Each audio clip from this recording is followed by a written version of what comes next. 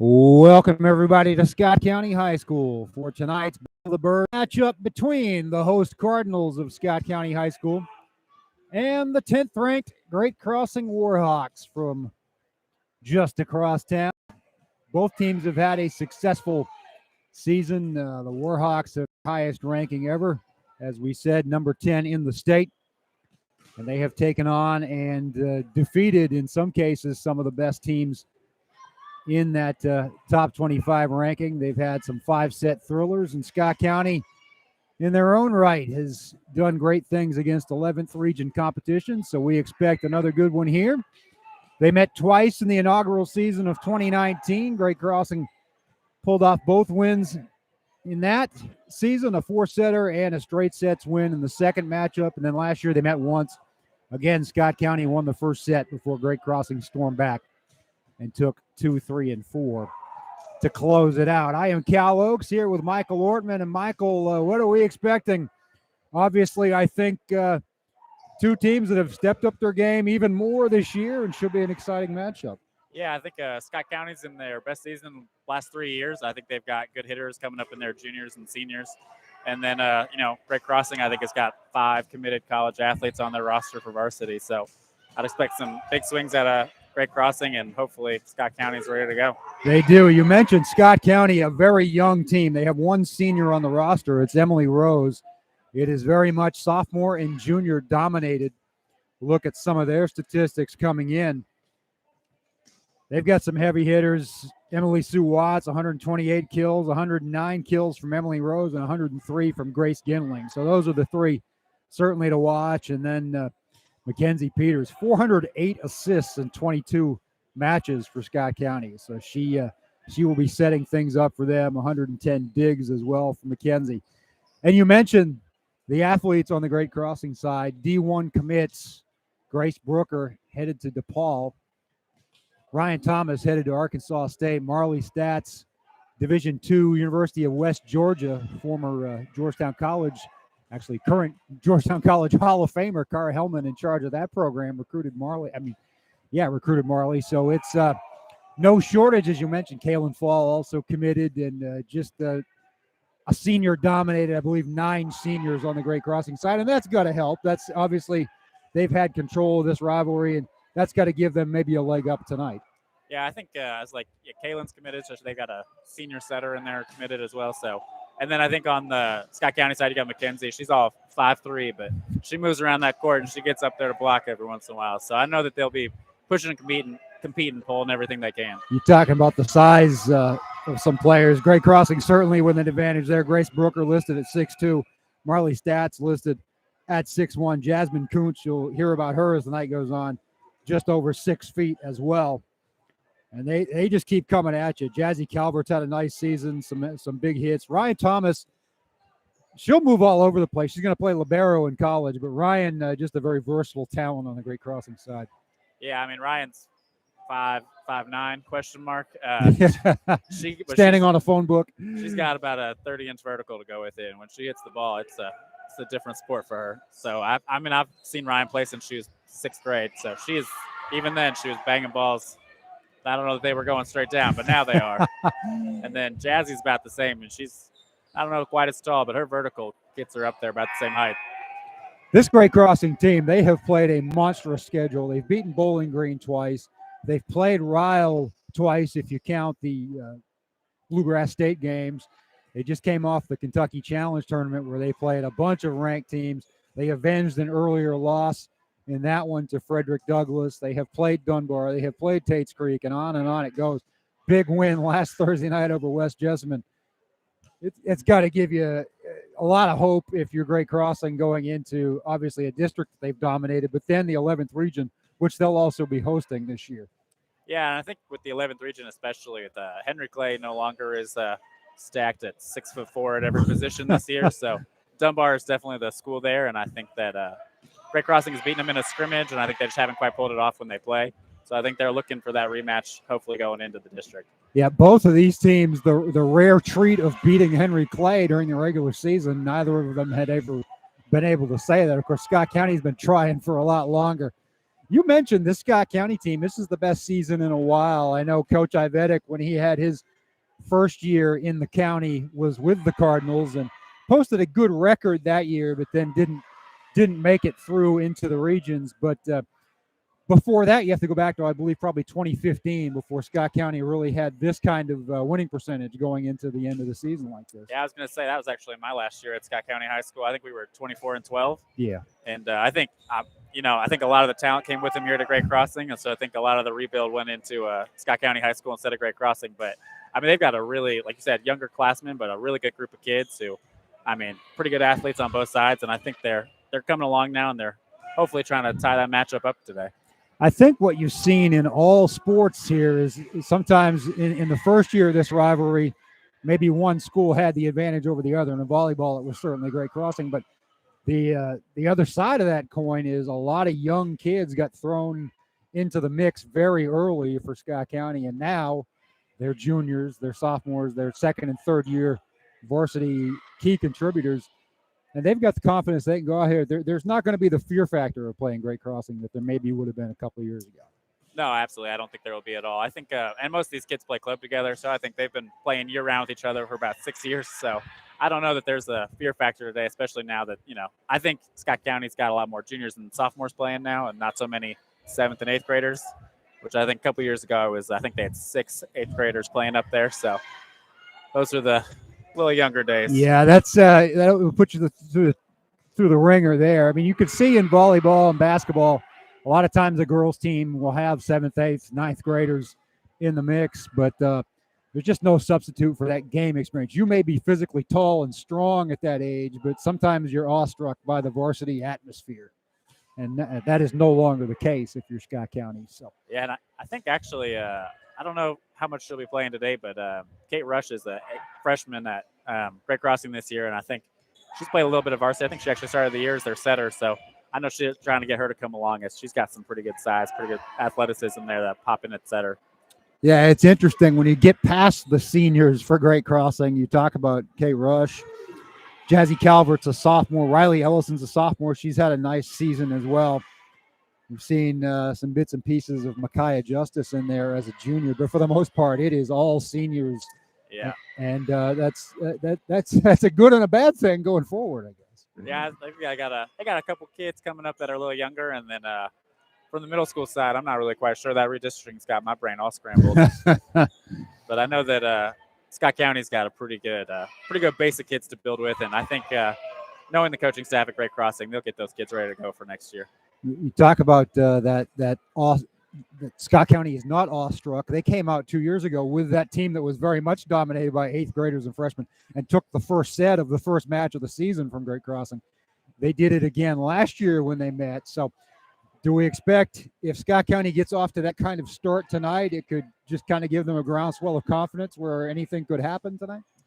I mean, they absolutely could. I think it's going to be about their consistency in the serve and pass game. I know that Great Crossing's got the size to out-hit them, but if you can out-pass a team, that's not going to matter, especially defensively. They've got some kids in the back row for Scott County who just fly all over the court. So if they can do that, I think they can carry that momentum through, but that's not to say anything less of Morgan Caba, who's probably the best athlete on the Great Crossing team.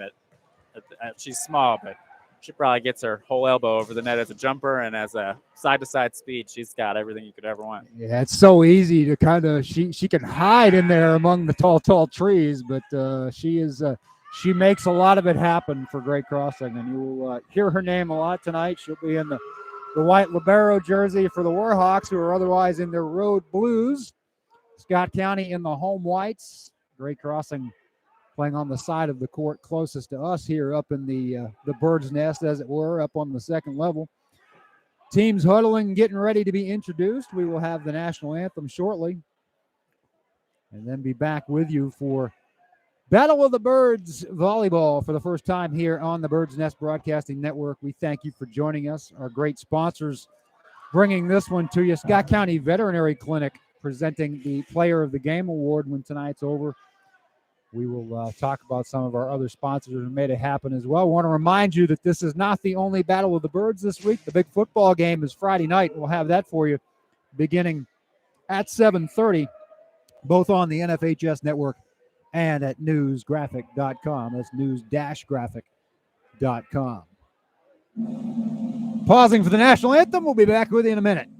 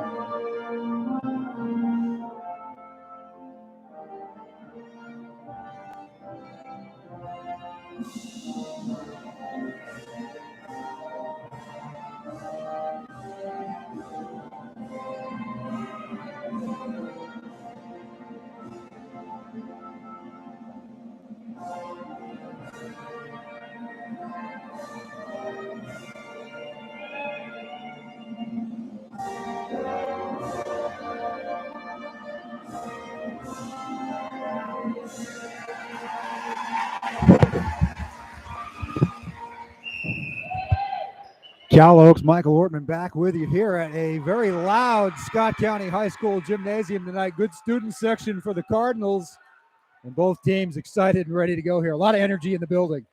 Yeah, I think you got Great Crossing's got their own little student section over there pinched onto the side. So that's right. I think got a pretty good section of Great Crossing parents. I know it's a really long drive for them, about 2 minutes up the road. Got to hop on the bus and get over here, but it's going to be fun. These two teams, for those of you who are watching and aren't familiar, in different districts, Great Crossing has dominated the 41st district since joining it 3 years ago.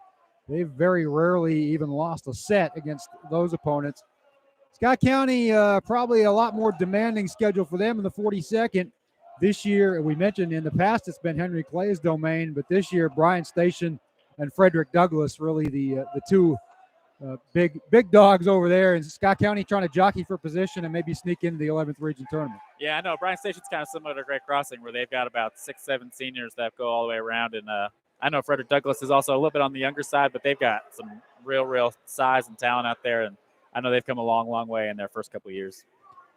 Just about set and ready to go here as coaches making the final adjustments and officials getting into place, getting things squared away. Jayla Harris will serve for Scott County. And we are underway. It is long, and Great Crossing takes point one. Little extra mustard there, a little energy here early in the game. Yeah, she really takes a rip on that serve about every time. She doesn't get cheated. She's made some big serves for them. That one drops in for an ace as Morgan Caba gets off to a great start. I think she'll go about a couple more. She's pretty consistent with that serve, and then she'll start trying to jump top serve it. She has had her share of aces this season as well, 32 to be exact. That makes 33.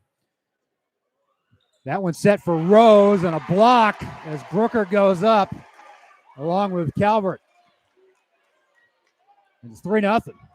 Yeah, it's a little bit of a slow start. We'll see if they pick it up here. Morgan again with a deep serve. And it goes long, and Scott County is on the board. I think Grace Kinling's coming in here on the outside. She will get it done at the net. McClanahan up front along with Rose. Feeser sets it for Brooker, brings the hammer back right corner, and it's 4-1. Grace Brooker is a mismatch against a lot of teams when she can elevate in that spot. I think she's got about a 6-inch height advantage over there with the right side and the outside. So the big southpaw swing, it's hard to contend with. They'll try to get her pretty involved early, I think. But I think they just subbed her out for the setter, Kaylin Fowl. Kaylin Fall with the serve. McClanahan. That one was tough to handle, but the Warhawks got a hold of it. And Calvert drops it in. Excuse me, Justice. Justice in the game early, and it's 5-1. They have got a good mix and some good size, as we mentioned. I think Scott County's got their bigger lineup in right now, too, as Grace is about 5'11", 6 foot, and I think Melanie McClanahan's about 6 foot, too. So I think they've got both their bigger kids in the front row right now to contend. Fall sets it for Thomas, and the cross court is good, 6-1. Ryan Thomas, as we said, she will, you can't hide from her. She's all over the court. Yeah, she'll find any open spot you give her. She's a libero, I think, going into college, like That's you said. right. But if you find an open spot, she's looking at that libero to see where they're not. Kaylin Fall again, tough serve, and Harris can't get to it. Unreturnable, and it's 7-1 Warhawks, and we'll have a timeout. Great start for Great Crossing. What are you seeing, Michael? I think we talked about earlier seeing if Scott County get off to that fast start. We talked about having serve and pass in there. I don't think their pass is quite ready to go yet. We'll see if they come out of this timeout ready to go with a little better passing. Every time I've seen Scott County this season, it's the first set is like this. Sometimes they're the team that jumps out, and other times they get out to this early deficit. And the thing about them is there were highs and lows and peaks and valleys, and just because they're down 6, 7, 10, 12 points doesn't mean they're out of it. I've seen them dig out from that hole, and I've seen them give away similar leads. So an unpredictable team. We talked about their youth, and that's a big factor in that. Yeah, I think it's a little bit of a growing pain there, especially, like you said, going up against those 9 seniors that Great Crossing has. Pretty consistent, pretty experienced across the board, and that's where Scott County is going to hopefully develop as they go. Watts to Harris to Ginling. Fall sets it for Justice, but there is Rose, and Scott County will cash in. Cuts it to 7-2. I think Rose is going back to serve here. Emily Sue rolling into the front row. I think she's leading them in kills this year. The lone senior on the Cardinal roster. Senior night was all about Emily. And they won on that senior night. Thomas again, tough to handle. Scott County does tip it and keep it alive. Ball to Calvert, and it drops in. Nope, side out, 7-3. They got their younger front row in here for Great Crossing. Kai, I think, is a junior, and Jazz is a sophomore. I think they got Riley Ellison in the back row there as a sophomore as well. So they are rotating some of those younger players in early. There's Justice. Scott County, Harris hustles to keep that alive, but it's a side out as she couldn't get it to drop in the back right corner. 8-3 GCHS on top. And here's Ryan Thomas to serve. This is where you find Great Crossing gets pretty dangerous with you got Morgan Caba as the libero, but Ryan playing libero in college. You got 2 liberos sitting in the back row, and then Kaylin, I don't know if she's setting her playing libero in college, but she's pretty scrappy back there as well. They just keep points alive and keep digging. And that's again going to be a Great Crossing point. It's too hot to handle there. It's a runaway train right now, 9-3. See if they can control this first pass.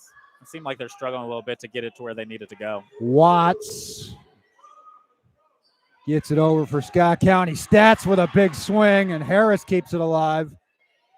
Harris again will just a little no look over the net. Fall sets it for Stats. They save it again, do the Cardinals. Watts will take a swing. One of the longest points of the match so far.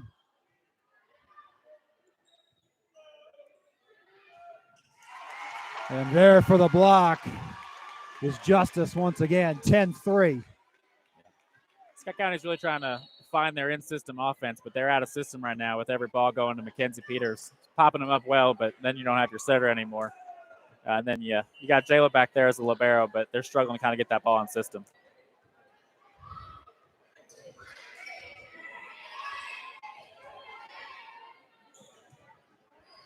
Side out there as Calvert could not squeeze it inside the line, and that will cut the lead to 10-4.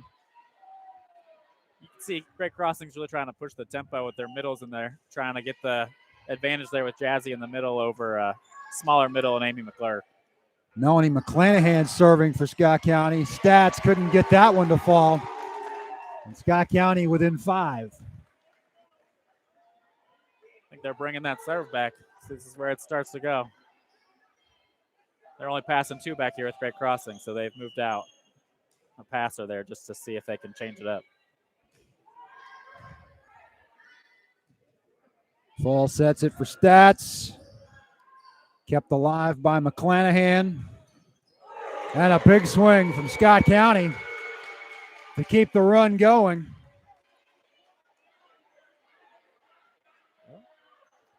But nope, they're going to give it to Great Crossing. Oh. At least on the scoreboard. You got that block there by Jazzy. You can see some of that youth playing up there. Hopefully getting ready to go for next year, where she'll have to be probably a much bigger part of that team. She will definitely have to be a leader up there. And Great Crossing will get the serve back in an 11-5 lead. Delaney Waldridge checks in, and she will serve. Another one of those younger contributors. Nice serve there. Scott County had to go low to keep it alive. Hassenbach taking a pretty good cut shot there, but Great Crossing getting it up. Couple of digs to keep it in play, and a good, as you said, Hassenbach has come to play here the last couple of points. And that's helped cut into this Great Crossing lead. Another one there from Holly, 11-6. She gets a hold of it. She really starts to use that block. You don't necessarily see her. I think she's only about 5'6", 5'7", but when she gets up there pretty well. Marley Stats brings the thunder, and it's 12-6. Marley, we talked about the kill stats. She has 131.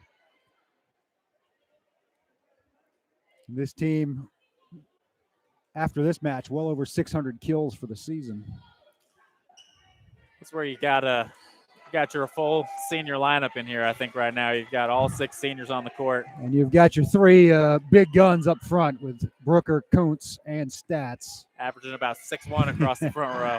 It's hard to contend with, and Great Crossing pads the lead, 13-6. Tegan Feeser, another strong force in the service game for the Warhawks.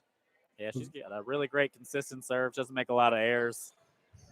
They keep her in there for the setting, but she does a good job there as a defender and a server as well. She will set this one for Stats. Cross court, and it's good. 14-6. A good pass there to run that offense. It's a pretty easy day for a setter when your passes are landed right in the middle of that Cardinal. It's good to be a setter on this Great Crossing team. You got some targets in your favor. Another tough serve from Feeser.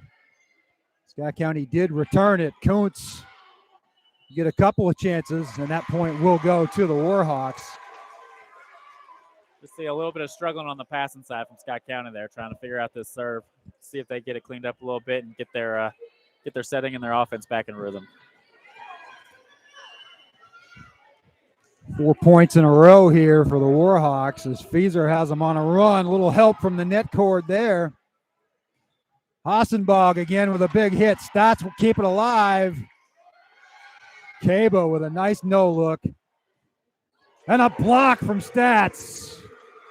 That's where you see that size coming in. I think you got Scott County trying their best to contend, but even when they're taking good swings, Great Crossing's either blocking it or slowing it down at the net, making it a lot harder to get an efficient offense. Big, strong, and experienced are the Warhawks, and they have a double-digit lead, 16-6 here in the first set. Tegan Feeser has led them to 5 in a row. Oh, good touch there by Mackenzie Peters. Stats drops in another one. Right now, the Warhawks can do no wrong. Another timeout, 17-6. Great Crossing on top in set 1. Let's talk about some of our fine Bluegrass, our Bird's Nest broadcast network sponsors. Bluegrass Orthopedics, serving athletes of all ages. Georgetown News Graphic, of course, news-graphic.com. Happy to bring this one to you. Scott County's 24/7 news source. Galvin's on Main. Stop by after the game or anytime. Over 100 items on the menu.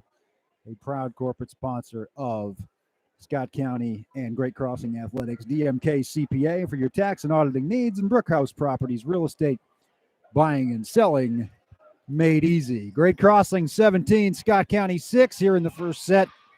I think Tegan's still back here serving. She's going on a 6-7 point run here. She is. It was 11-6 when she took the ball, and it's now 17-6, and that's no coincidence. And she's serving well, and then she's getting up there to set it most of the time for Marley Stats lately.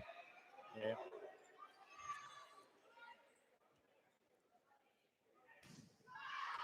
Hassenbach long, and it's 18-6.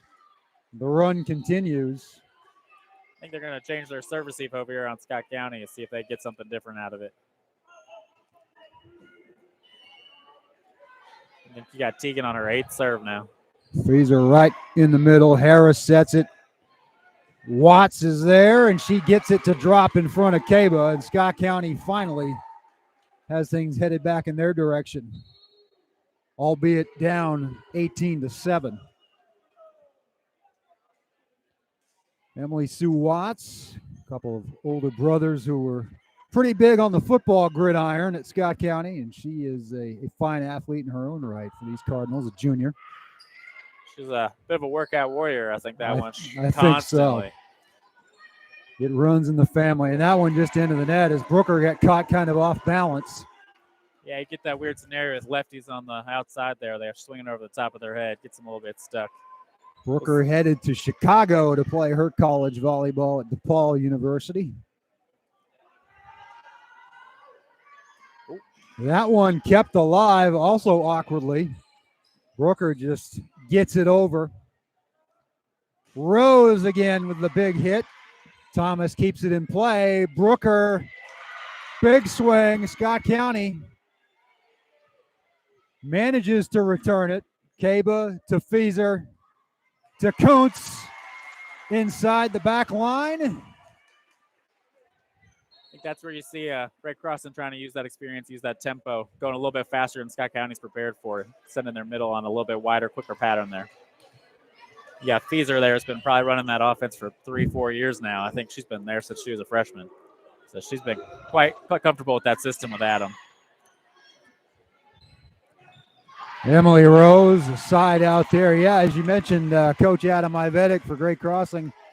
A lot of these kids he had at Scott County, these Great Crossing seniors, as freshmen. And they did follow him over, and it has been a steady progression up the 11th region ladder. Emily Rose keeps it alive. A little collision there between Brooker and Fieser. Some confusion, and Scott County will win that point to cut it to 20-9. That's their best scenario there, is try to get them a little bit out of system. Just get them discombobulated if you can. That's hard to do. It's easier said than done. Jayla Harris with the serve. Fieser sets it for Thomas. The Cardinals get a return. Rose.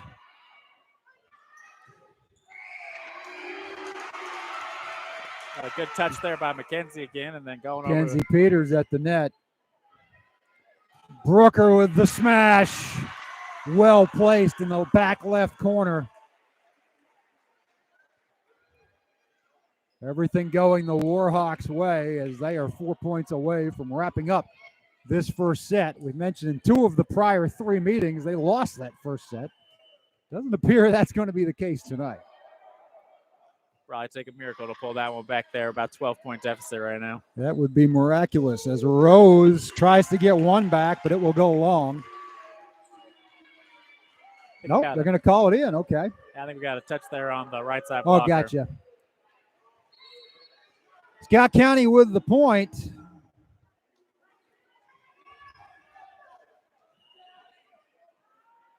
Mackenzie Peters has had a good service season, leads the team with 38 aces. But Brooker is just going to smash that to bits, and he hopes for a run, 22-10. I think every time you get Scott County back there serving, Great Crossing's just putting up a perfect pass, which gets their offense in the perfect system. And on the other side, you got Scott County struggling to pass a little bit, so they can't get their system in place. Great Crossing just licking its chops at this point. Kaylin Fall with the serve. Ginling gets it over. Rose, the smash, and it falls in off, deflected off a Great Crossing player and drops in 22-11. Got a good block touch there, but that's a hard dig coming off that hand, shooting off to the side. I know you got good defenders back there, but you're hoping for a little easier ball coming off that block. Yeah, it is screaming at you. Grace Wells to serve. She has 26 aces, so she is capable of getting Scott County on a run. Fall will just hit that one over, a little fake. Watts tried for the big hit, and it goes into the net. And that makes it 23-11. And Thomas will try to close this out on the service line. I think we got stats back in there. Is hitting almost 600-700. I don't think she's made an error yet. No, she is getting elevation and accuracy tonight. That's a big swing from Ginling to keep it alive for now, 23-12. I think they've got her swinging on the outside, on the middle. They're moving her wherever they think they can get her. They know that she is one that can match the height. McClanahan serves deep to Thomas. Justice will keep it alive. No look over the net from Fall. Ginling again. They keep it alive for Stats. Watts blocked, out of bounds, side out. And Scott County, consecutive points. They need a few more than that. It's 23-13. I think you can see a little bit of the difference there. They're back to that younger lineup there for Great Crossing, and Scott County is a little better using that block instead of that 6'2" blocker that Grace Brooker is on there. Watts again. Cable will dig it. Ball just kind of mishits and nobody there, so that's 3 in a row. Cuts it back to single digits. They've got to take 11 out of the next 12 in order to even have a shot. They're do their best, I think. You got McClanahan back there giving them good. You got as good a hope as you could possibly have. McClanahan, one of their more efficient servers, and look at the play there by Kaylin Fall to earn set point, a bunch of set points. Sometimes if you're struggling, you get that good pass. You've had great hitters all day. Your setter just takes it over and doesn't think twice about it. Little soft touch. Caught Scott County on its heels. Got Waldridge in here to serve. Watts will try to keep it alive, and it falls in between Kuntz and Justice, 24-15. I'd say that's probably the best pass, that best in-system pass they've had. Harris put up a pretty good ball there, and the offense got right into system. Pretty easy swing, pretty easy point. Grace Ginling will try to extend the set. Thomas can't get a handle on it. Scott County down 8. They've killed off 2 set points. You'd just like to see this run just a little bit earlier in the match to give them a better chance here. He gained some confidence for the second set, if nothing else. Fall will set it for Justice. Scott County keeps it alive. It's Watts once again. Thomas coming across. Watts tries to drop it in. Justice digs it. Here's Stats. Side out. Scott County stays alive. That might be her first error on the day. So yeah, I have not seen one before that. Yeah, she's having a fine night. Ginling. Good pickup there by, I think that's Grace Wells again. The block. Couldn't tell if it was Kuntz or Justice or both, but at any rate, that's the set. 25-17 for Great Crossing. They take set 1. Pretty good run there by Scott County to come back at the end, but I think they're going to have to start a little faster and serve receive, and they're going to have to be ready for what Great Crossing's got on their outside pins there, because I think they're carrying that offense pretty well. The opening set goes to Great Crossing. Comfortable early lead. Scott County made a pretty valiant run after they got down 10 or 11, but too little too late. We'll see if Scott County makes any changes here, and I would assume Great Crossing's going to stick with a pretty consistent lineup, but I don't know that you're going to change much with 9 seniors. No. How do you adjust if you're Scott County? You've seen, obviously, now you've seen Great Crossing's best at this point. You know what you're up against. There really aren't any secrets on a night like this, but what can you do, if anything? I think you look at trying to change your serve receive pattern, so they're looking at something different when they're back there serving, and just give them a different look. Try to get something different. Try to force them to serve where you want them to serve instead of just letting them go wherever they can. I think that gives you a chance to get a little bit better in-system offense. And when they're in system, Scott County's terminating pretty well. They got a couple great swings out of Watts, a couple great swings out of Gindling, but they're not really getting the opportunity with the passing right now to get to that. So I think if they get a better serve receive, better defense in there, they might get a better chance of getting that offense set up. And I think that just starts with giving them a different look. Yeah, it felt like some of Scott County's best offense was its service game, too. It was a couple of those serves caught Great Crossing a little off kilter. And they were able to make a couple of those mild runs, just couldn't sustain one for more than 2 or 3 points. That's going to be a big part of the game for Scott County is trying to get Great Crossing out of system because, I mean, like you said, over and over again, Great Crossing's got all that size, and if you keep them in system, all they're jumping up and throwing that ball down, they're playing a different sport at that level. They are the 10th-ranked team in the state. They came off a win last week over 9th-ranked West Jessamine. That one went 4 sets. The last 2 were both 28-26.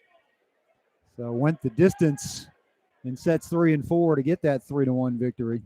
And even then, I think their last loss was to Dunbar, and then before that it was Ryle. So you're coming off, 2 top 10 teams in the basically state. Their losses are to ranked teams across the board.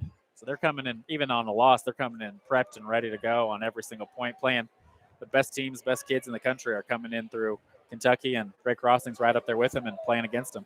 Yeah, you make a good point. Is right now, volleyball in Kentucky, arguably in this whole state, has never had more visibility than it does now. Obviously, we have the NCAA national champions right here in our backyard. The high school sport itself just seems to be growing by leaps and bounds.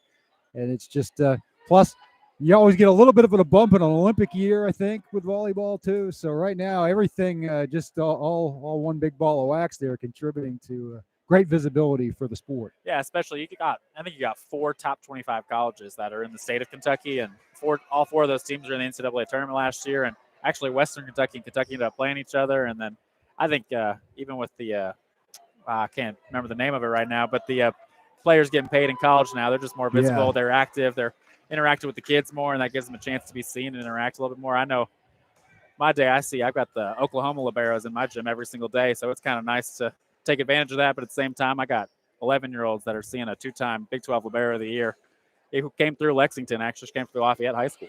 Makes it attainable. They can see the dream and see that it's in focus for them if they continue to work hard. Yeah, that name, image, likeness in the NCAA is making a lot of difference for a lot of sports. We associate it maybe with football or things like that or basketball, but it's helping the visibility of a lot of different games. We are underway in set 2, and Brooker will try to drop that one in and does. Just beautiful finesse there from the senior. It's a nice, easy touch shot if you're about 1.5 foot over that net. And I know she's been working on that shot since she was an 8th grader. So I know that she's taking a lot of time to develop it, making it look like she's going to hit it and then dropping it in the last second. Almost looks like it defies the laws of physics, but she makes it happen. There's Gindling on the big swing.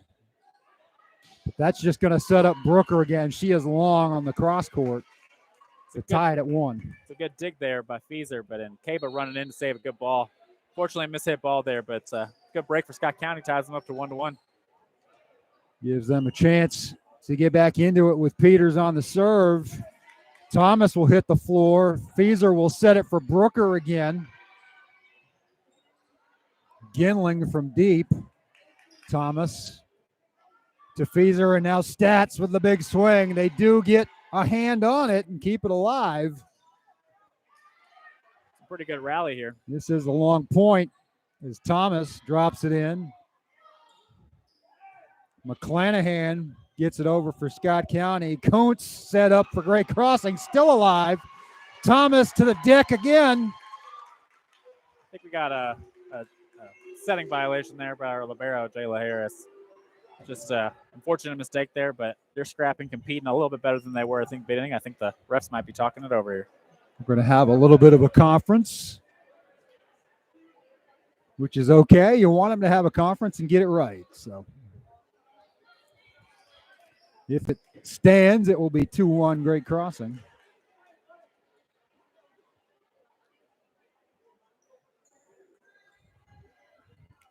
See what they decide there. I think I don't know who's got the ball right now. Coach Ivetic has the ball right now. Just waiting to see. He's got the pink shirt on. It is Breast Cancer Awareness Night. We want to mention that. Scott County has a night to benefit that great cause every year.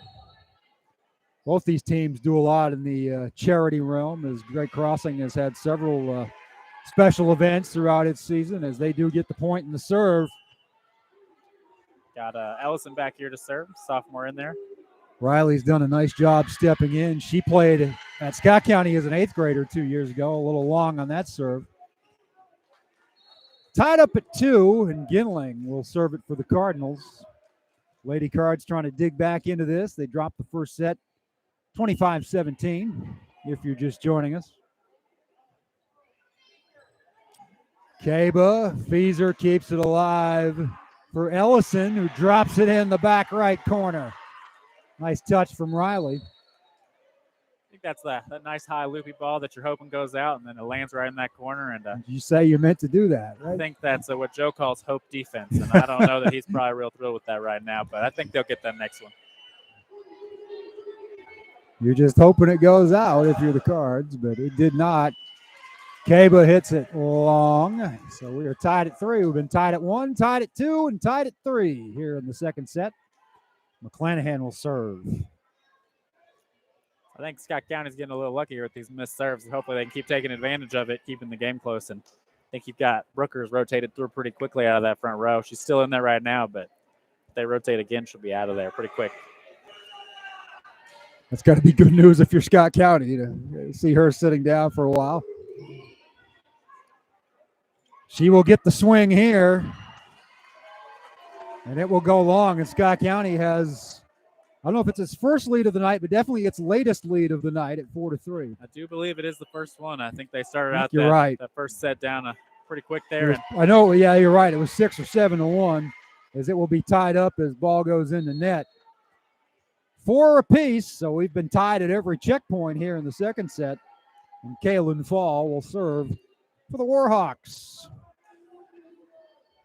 Brooker sits down, as you mentioned. Feeser will come to the sideline as well. Micaiah Justice will come into the game. She will join Ryan Thomas and Jazzy Calvert up front. We only got one of those 4 D1 hitters in there now, so it's a little bit of breathing room. A little more of a fair fight for Scott County. Great save there by Fall for Thomas. Watts cross court. Kaba keeps it alive, and now Thomas blocked. Soft touch there from Calvert. The point continues. And Fall and Kaba set it for Thomas. Blocked again, tipped up in the air. Watts sets it. Here's Rose, blocked again. Got a lot of great rallying going on right now. Really good blocking out of both teams. Thomas kept alive by Harris and Watts, but too hot to handle 3 hits, and it's a Warhawk point, 5-4. I think you see Great Crossing there doing like you're talking about earlier, moving Ryan Thomas around there to get a better offense, moving her into the middle to get a swing there. It's a little different than what she was doing on the outside. Pretty good block set up there by Scott County and shutting her down a little bit. They moved her right out of it. Thomas so versatile, as we have talked about. Here's Watts for Scott County trying to tie it back up, but Fall sets it for Justice. Blocked back into play by the Cardinals. Watts was there, and she had help as well. It's tied at 5. I think you're seeing a lot of ball control out of Scott County right now. I don't see a lot of big swings right now, but a lot of control, not making a lot of errors, giving Great Crossing the opportunity to make errors and trying to do their best to hold on with that offense that they're running over there. Amy McClure, a force at net on that point for Scott County as well. It is tied at 5 apiece, and Watts will hit a screamer that Great Crossing cannot take care of, and Scott County back on top at 6-5 here in the second set. There you see Watts kind of breaking out of that ball control, taking a big swing. She's got an open net, not a big block in front of her. I think she's taking good advantage of that. Rose to serve. Ellison to Fall. To Calvert, blocked but kept alive by Kaba. Now here's Thomas. Rose will keep it in play for Scott County. Fall will set it again, but they just can't take care of it there. And good presence of mind for Scott County to defend that one to get the 2-point lead. I think you're seeing great touches out of Jayla Harris. She's pretty athletic libero back there. She gets a lot of great touches. I think that one she just threw up a fist and popped it back in the air.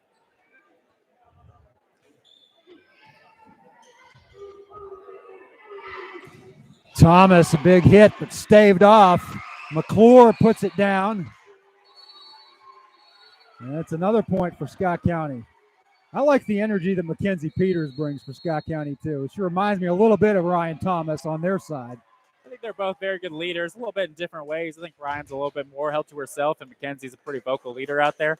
Ryan will be a vocal leader when she thinks she needs to be, but Mackenzie's consistent. She'll probably be a volleyball coach at Scott County one day if she's still here. Scott County has its largest lead of the night. We've got a timeout, 8-5. They have turned things around here in the second set. I also think you're getting a ton out of Amy McClure. She's basically touched every single ball on the swing from Great Crossing. Whether she's sending them back or just slowing them down, she's giving Scott County a chance to have a cleaner defense and a cleaner in-system offense. I'll mention a few more of our sponsors while we got a break in the action. Chick-fil-A, home of the original chicken sandwich. Toyota Motor Manufacturing, Kentucky. Clark's Pump and Shop, return, refresh, refuel. Clark's Pump and Shop with 3 Georgetown locations. Georgetown Community Hospital, where your health and safety remain their number one priority. And West Banco, by all accounts, better. 8-5 Scott County, and Emily Rose to serve. Missed opportunity there. Yeah. I think she missed it, but hopefully she'll get back in there and get going again when she gets back to the front row. You got Thomas back here to serve again. It's a really good defense back here with, both your D1 liberos just chilling back there in the back row. Vedek's got to be real pleased to be in this situation. If he's going to be down, this is probably the rotation he wants. He's got the leaders in there to bring him back. Watts with another big hit. What a save by Thomas. Stats. It's another great touch from McClure there. And another. Amy McClure is all over the place in set 2. The big block to make it 9-6. She's really changed the energy out there, too. I think, the first set they were a little slower, a little dead. They were running Melanie McClanahan and a little bit of Grace Gindling in the middle there, and now they've brought in Amy McClure. I think was playing in there, but now she's definitely made herself known, putting herself up on basically every ball. It's easy to have the energy when you're up 9-6 and not down 21-9 or whatever it was. It's a much different atmosphere here in the home gym for the Cardinals. McClure again blocked by Stats, and that's what Great Crossing needed. Amy McClure getting a little bit of payback there on both sides. Marley didn't really love being blocked, gets it right back. Back at you. Obviously, as you mentioned, these girls know each other well. There's not a lot of secrets, and everybody wants to get the last word here tonight. Gindling easily returned there and set by Fall for Kuntz to get it to 9-8. You see Jasmine's out there. She's got the longest arms I think I've ever seen from the middle. That girl just gets every ball in a touch. She's up there hitting. She gets around pretty much everything. As long as you get her a good ball, she's ready to go. They've got Kuntz and Stats back up front along with Justice. So some size back on the court for Great Crossing. It's going to happen here. Jolie Montgomery was on the serve, but that's going to be a point for Scott County. Not quite sure what happened there. Maybe a foot fault. Some sort of violation before it even got to the net. So I think you're right. Harris, the serve, her team leading 10-8 here in game 2. Stats dug out by Scott County. Stats with the big swing again, saved and kept alive.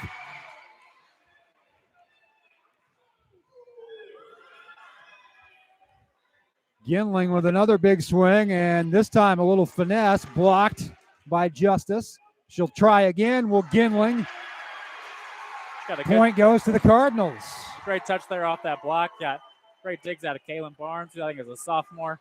I think this is their JV libero, actually, and she's a sophomore, but I think she's only 14 years old, so She might as well be a freshman out there right now. Youth being served, as she is listed at 5'5" and a half. That half is always significant. I don't know that I would give her that 5'5". I'm not sure I would either. Good pair of sneakers. Jasmine Coates delivers to cut it to 11-9. Great crossing. We'll have Tegan Feeser on the service line. Good things usually happen, as you saw in the first set. Yeah, she ran off, I think, 8 or 9 in a row there. At least 6, 7, maybe 8. You're right.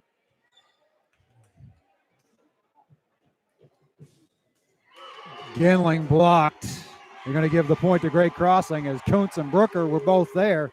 Great Crossing within a point. I think we're back to that rotation where you've got all 6 seniors out there. You've got Brooker up there to block on the outside. Makes that in-system swing a lot harder for Scott County.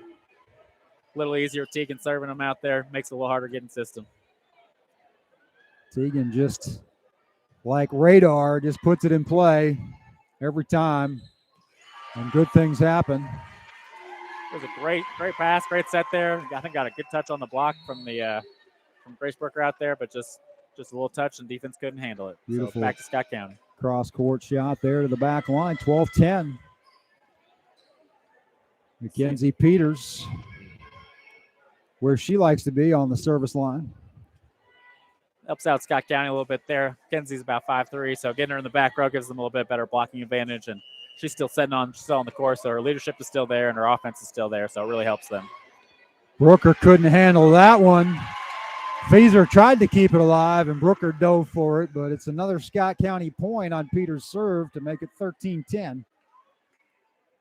I think that's where you see a lot of intelligence there. Grace Brooker doesn't always play back row, and Mackenzie knows that, and your other options are 2 D1 liberos, so you're going to take the person that doesn't play back row all the time there and give them a little bit of advantage.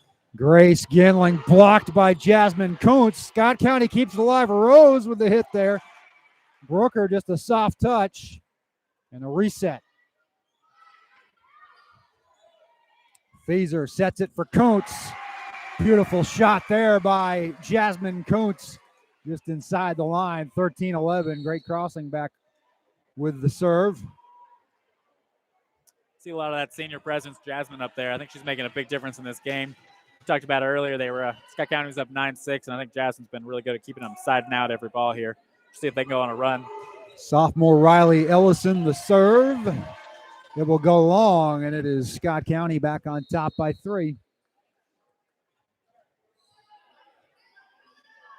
See what they do here to get this offense going. I know that they've got Grace, and I think they've got all 3 of those big hitters up there with Grace, Jasmine, and Ryan, and see what they do to get them moved around to the right spot. Scott County counters with Watts, McClanahan, and Rose. Brooker drops one in beautifully there, and it's a 14-12 game. I think you see a good adjustment there by Brooker. Ball's a little tight. She knows she can't go up and swing on it all the way through, so she goes up and throws it down.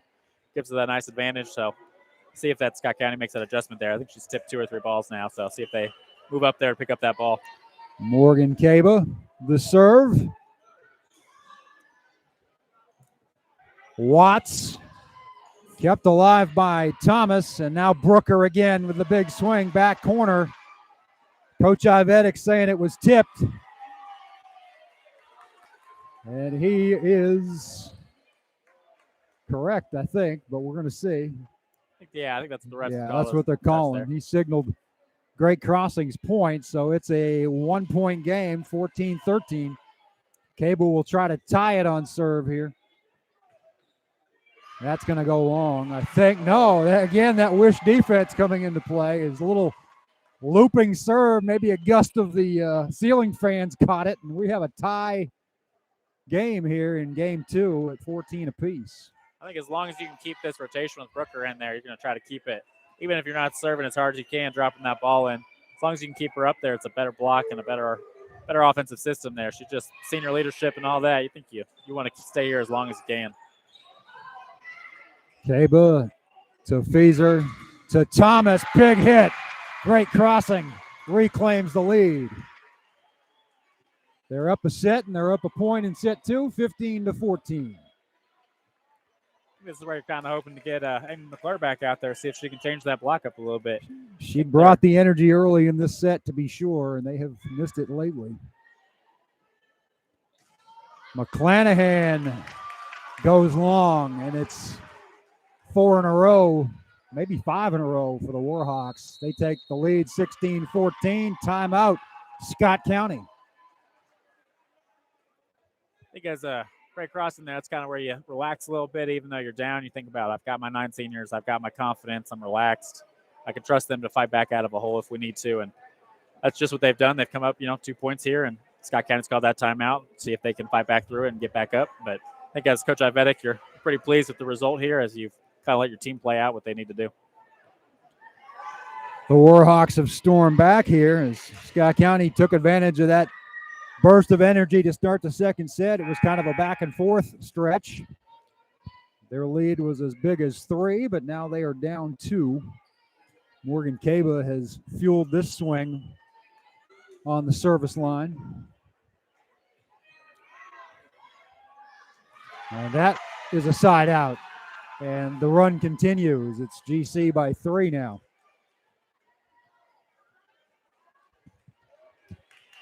You got both coaches trying to make adjustments here, trying to take advantage. I don't think anybody really wants to lose this match. That serve goes long. Yeah, there's definitely the intensity has picked up. It's easy when it's closer to feel that energy, but definitely Scott County has its feet set now. McClanahan serves. It goes long. Back to a 3-point lead for the Warhawks, 18-15.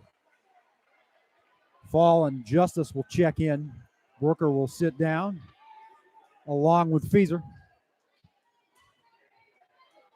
You're back to that younger lineup for Great Crossing. Let's see how they keep this run rolling or if they struggle a little bit here and if Scott County get back on track. Kalen Fall to serve. Set for Rose.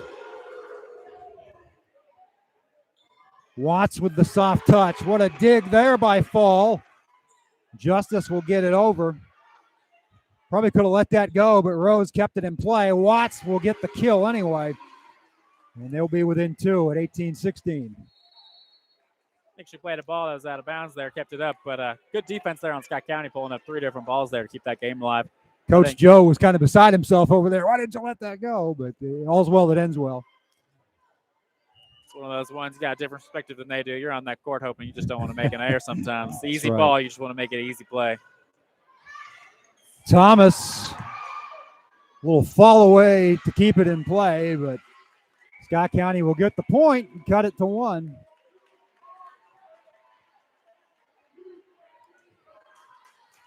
Scott County trying to dig its way back into it. They led this set early by as many as 3. There's a pretty serve, but Great Crossing keeps it alive. And the nice touch there from GC. You got Ryan Thomas out here busting her butt, going all over the floor, getting balls up. I think she's hit the floor probably 14 times here just trying to get serve receive balls up that are great serves from Scott County, but that's the experience you got. That's the drive you've got to have there to be that top 10 team in the state right now. Kylie Leahy put them in a tough spot with her serves, but the Warhawks came through, and now here's Stats. Little cross court that Harris handles. Set for Watts, blocked by Justice. And it's 20-17. Great Crossing. Got a great set there and a great swing. Just a better block on the other side. Justice coming through. You got Thomas back there to serve again. You could do a lot worse than having Thomas on the service line as you're getting late in the game. Watts once again. Again, Justice there. They'll set it for Stats. Scott County will keep it alive. Watts from a little deeper. Justice again gets elevation. They'll set it for her, and she will knock it off of Watts and McClure for a point. Warhawks 4 points away from taking a 2-set lead here.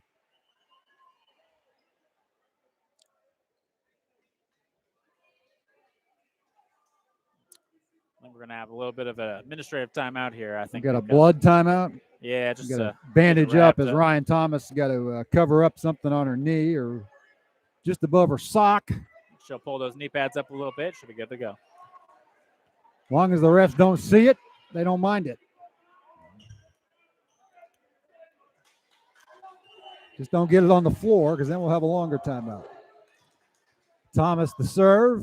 Leahy keeps it in play. The set for Watts. Thomas keeps it alive for GC. Stats on the left edge. And another put away from Marley. 22-17. Yeah, Stats going on a good run there, and Thomas keeping them in the service game and getting them easy points there.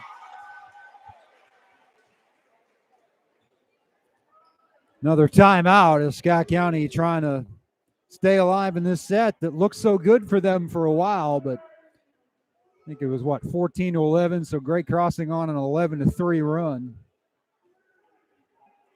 That's where you see that experience coming through, just consistent play, even when things aren't going your way, just sticking to what you need to do. And as long as you're consistent, it usually pulls through. And especially that's, trusting those 9 seniors, trusting those younger classmen to fit into their roles. And Coach Ivetic runs a pretty functional discipline program. They know what they're doing out there, and I think they trust what they're coaching and trust what they're doing, throughout the season and how they played. Yeah, I get the impression from Coach Ivetic that he kind of lets these kids dig their own way out a lot of times this year. He doesn't have to say a lot. They're very self-motivated as Thomas hits that one into the net. So Scott County will catch a break and cut it to 4. We'll see what they can do with their service here. They need to go on a run. Yeah, Kaylin Barnes back here to serve. The sophomore, as we mentioned, swing player. Cabo will have to keep that one alive. Good serve by Barnes. Ginling blocked by Justice. But just out of bounds, I think. Just out, though, yep. So it's a point. Scott County, they're within 3. So scrappy are the Cardinals. They played a tough schedule, too. We don't want to diminish. We talked about Great Crossing's opponents, but Scott County has played quite a slate, and there's another point for the Warhawks. It's just a nice touch there.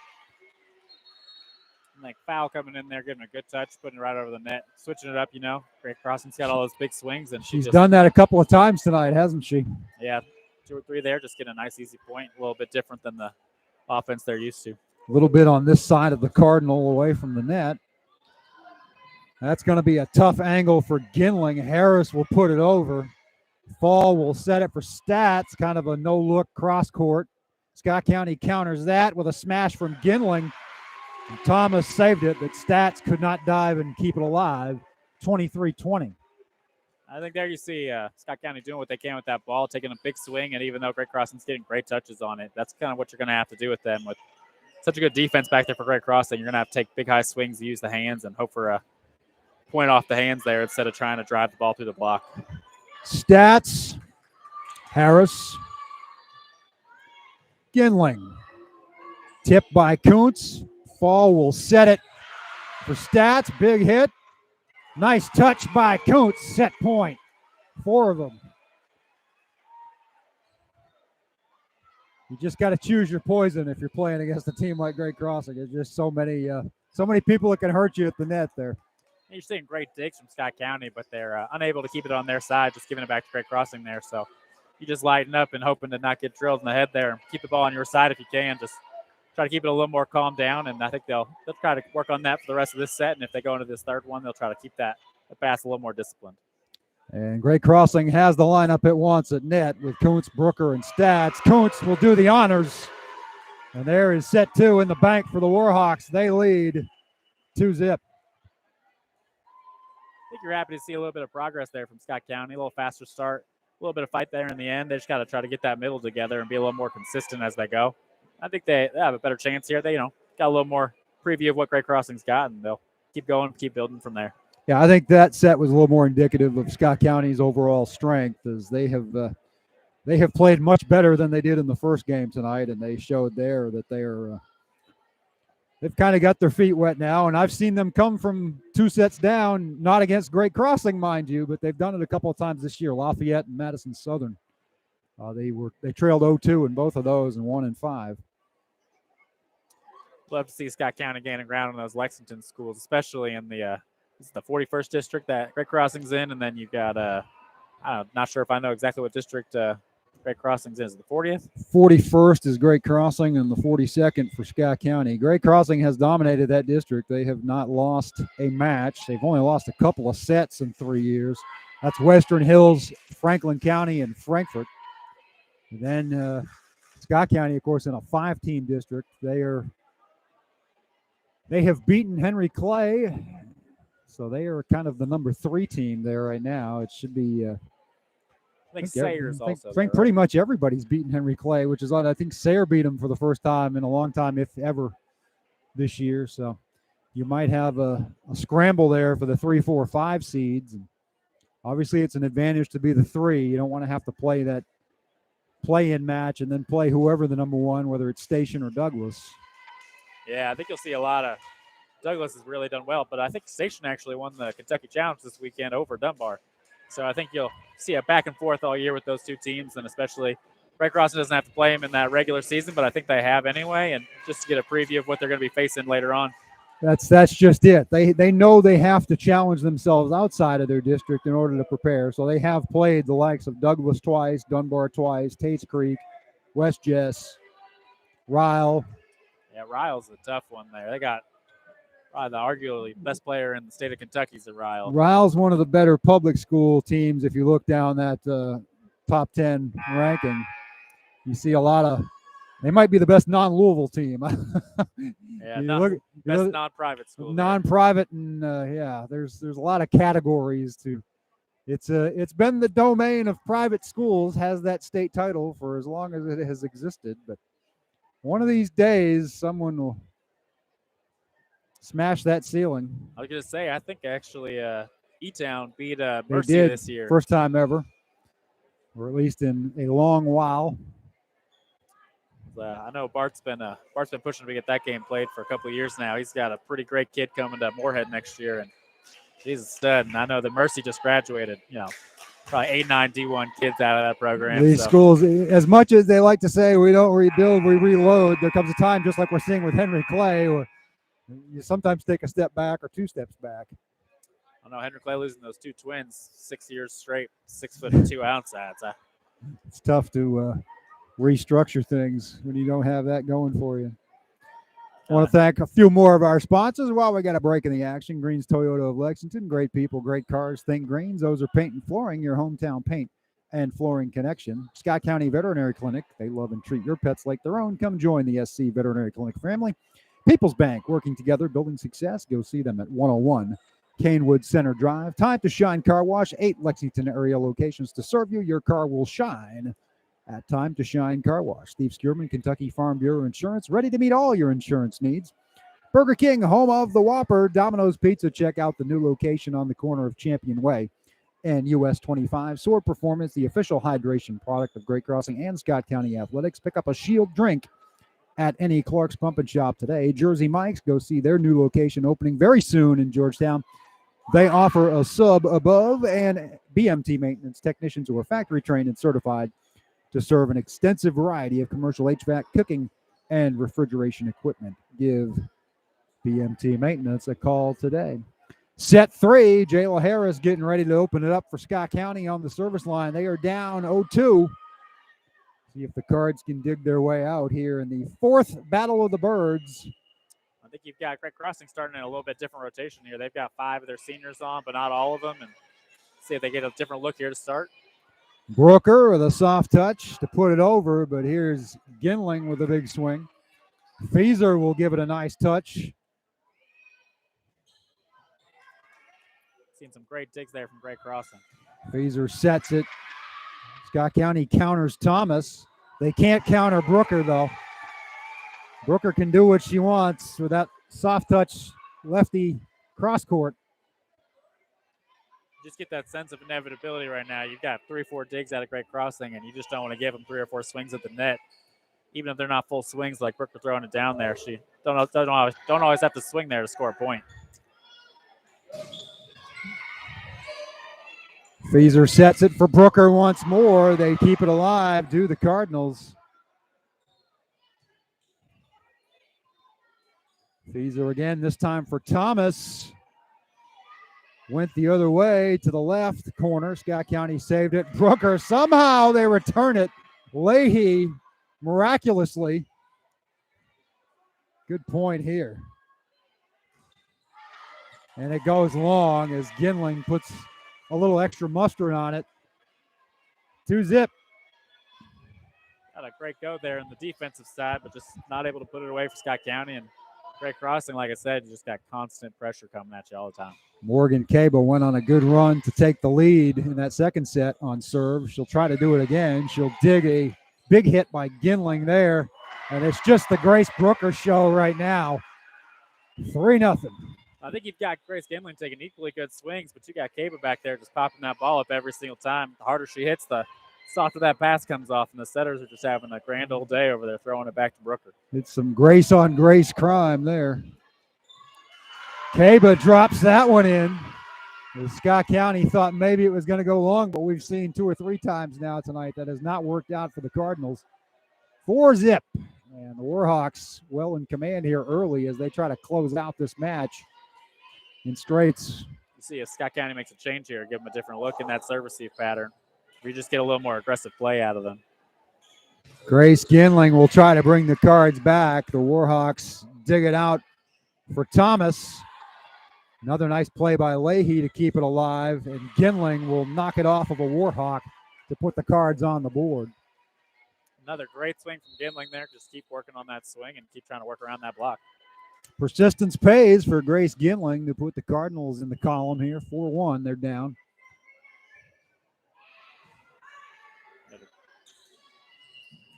That one's going to go to the Cardinals as well. A little bit of a back row attack there. It's a great pass, just not a great pass when your setter's under 5'6". So we'll see if they pull her off a little bit and get reset. Peters on serve as the Cardinals have whittled that deficit now to 4-3. Beautiful serve there. Kenzie Peters got an excellent serve. She's got consistency. She moves it all around the court, and if she thinks she can find a spot open on the court, she's going to go find it, even if it's just a small sliver. She's been pretty surgical on this rotation. Feeser will set it for Ryan Thomas, who goes long, side out, ties it to a 4-0 run for Great Crossing, countered by a 4-0 run for Scott County.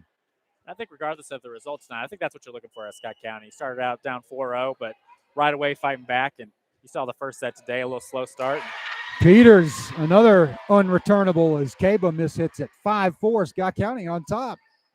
I think that's what you love to see. Like I said, they're fighting back here, being consistent. Started great in the second set, and now they've come back a strong start in the third. It would have been easy down 2 sets and falling in that 0-4 hole to kind of say, uh-oh, but they've stormed right back. McClanahan there.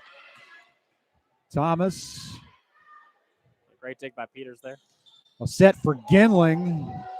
Blocked back into play by Jazzy Calvert. Ginling again. Thomas can't get to it.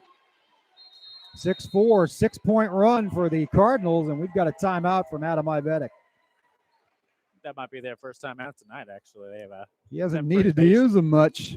Been pretty patient with it and letting this team play, and I think you actually see Jazzy there blocking the ball with her head instead of her arms there, but popping up and keep working in there. So they'll reset here and maybe give Scott County a different look as Peters is still on the service line.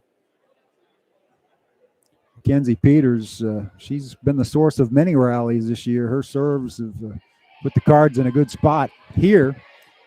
Storm back from a 4-0 deficit to lead 6-4. I think she's last year, Samantha McClanahan went on to play at Thomas More. She's a freshman up there now. I think she's starting up there. So Mackenzie, as a setter, was playing a backup role and started learning how to play defense, and it's kind of helped her in her service rotations, learning kind of what works and what doesn't, be a little bit better at what she's doing.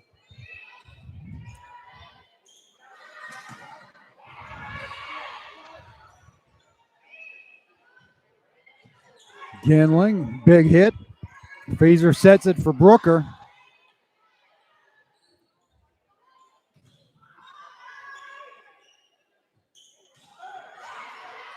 Calvert countered by Scott County. Now Feeser again for Brooker and the smash to end the run. Grace Brooker's going to rotate out here, but as you can see, they're using her every time she's in there. They're giving her probably 70% of the offense there, and Scott County doesn't really know what to do with her. She's just probably the biggest kid on the court right now. Of the 5 points in this set for Great Crossing, I believe 4 of them are kills by Grace Brooker, so she will sit down, and that's probably not good news for the Warhawks. But they will find a way. They have other weapons, as we know. I was just say, yeah, they've got some great weapons. And Ryan up there is the lone senior right now, but I'm sure she'll be really working it in. Little miscommunication there after a mishit, perhaps, and the Warhawks tie it up. Kaylin Fall serving. 6 apiece in the third set. Great crossing up 2-zip. Fall with a deep serve that Scott County has trouble with. It goes up almost to the mezzanine level. And great crossing back in front. So this is a back and forth set. Went from 4-zip to 6-4, now to 7-6. Big swings. See if Scott County can get it settled down here a little bit and serve receive and rebuild. Fall, another deep serve. That one goes long, and we're tied at 7. Good patience by Barnes there just to let it go and not try to force it and get her feet there. But if she had to go, she was ready, but just letting it go out on that one. Yeah, Grace Wells back in to serve.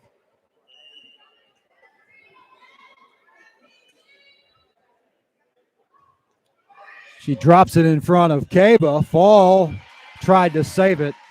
That was a good serve from Wells. Put the Warhawks in a bad spot and reclaim the lead for the Cardinals. Yeah, Grace's been working on that serve for a long time. She keeps working on the jump part of it. Just gives her a better drop on that ball and much harder to pass. Good weapon to have.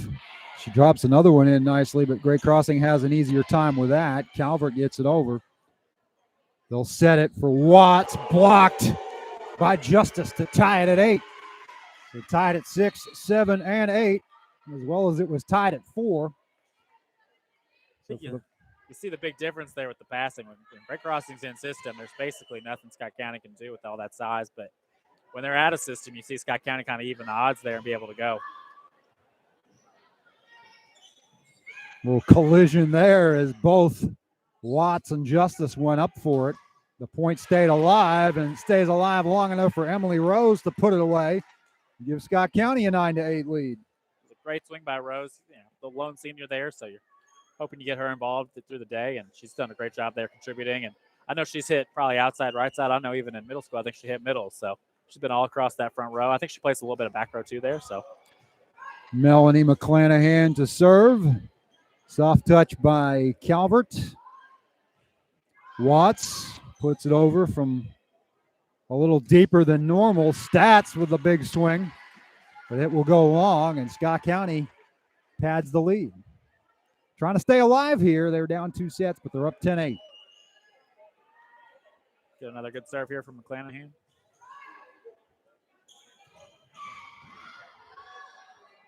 Calvert off the cord. And Watts drops it in. 11-8 lead. So Scott County was up by 3 in the second set. They're up by 3 here. Similar spot in the set, too, about halfway.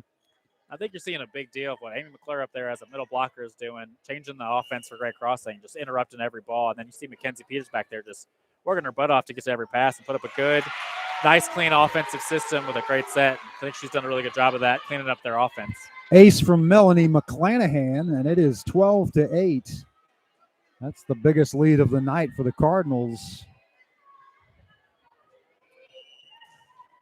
See how they do here with Melanie back there. No libero in right now. See if Great Crossing recognizes it and tries to take advantage. Another unreturnable as Kaba could not get it to it. 13-8. McClanahan rolling right now.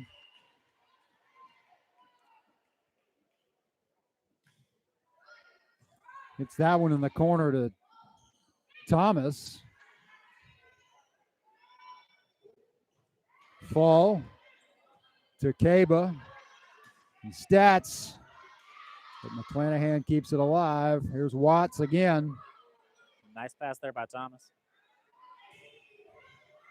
Tough angle for Justice, but she dropped it in. And Watts finds the seam. Biggest lead of the night grows to 14-8 for Scott County. I think if you're Scott County, you're loving that because you've got Melanie McClanahan back there. She's a middle hitter for you all. Usually doesn't play back row, and she's just back there digging balls, serving balls. She's playing like she belongs back there. See if she keeps going here. 10-2 run for the Cardinals. Fall with the no look. They'll set it for Watts again. Off of Justice, and it drops in 15-8. I think we might have another timeout coming. You do, and I think I think that's what you're seeing. Melanie McClanahan there with another dig to set up the offense. And as long as you're keeping that ball alive, Mackenzie Peters is putting up a good ball for the offense to run. And as long as they stay in system, I think you'll see them compete a little better here.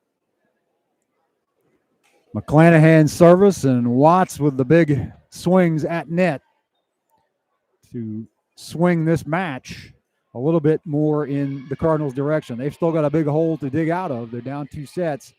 As we said, they've done it a couple of times this year in the region, Lafayette and Madison Southern both.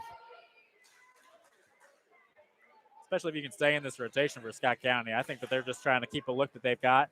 You know, they've built a 7-point advantage here, but they've also seen that slip away, and they've also seen it on the other side where they're down 7. So, you know, Great Crossing is trying to pull back in this zone. It's just one play at a time.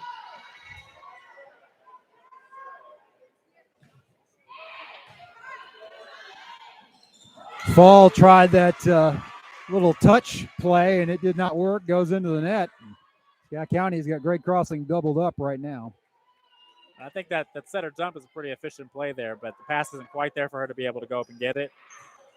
That serve goes over the line, and it will put Great Crossing back on its service line, but facing a 16-9 deficit.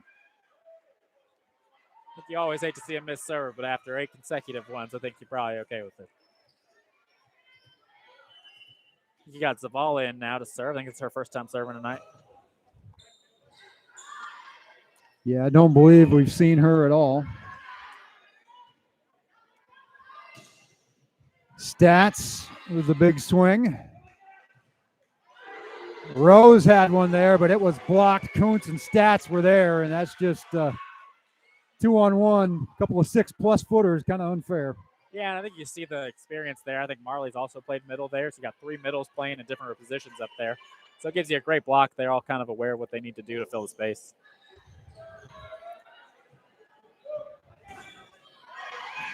Watts. She has been instrumental in this set for the Cards. She'll get another shot here. Zavala getting some good digs back there. Zavala certainly is. And Justice tried to drop one in there, but the Cards will get the point, 17-10. Yeah, Emily Rose back to serve, and I think Mackenzie Peters back in that front row, so a little bit smaller block here. See if Great Crossing takes advantage of it. Stats. A looping shot there to return it, and Watts right back at him. Kuntz gets the soft touch kill there to cut it to 6. I think you're seeing great serving out of Scott County, but unfortunately they're just not been able to pick up that tip off the right side of the net. See if they'll make an adjustment there, but they've done a really good job serving, getting Great Crossing out of system. Score from another sport tonight. Great Crossing girls soccer defeats Harrison County 4-2 in their regular season finale. So those playoffs start next week. Volleyball is a couple of weeks down the road. A great dig there by Thomas, diving on the floor. Grace Brooker back in there and getting it done as always. If they come back in this set, good chance she'll be a big central figure in it. I think she's been on the court for 1 point. Straight away, ball's right to her. Makes it happen.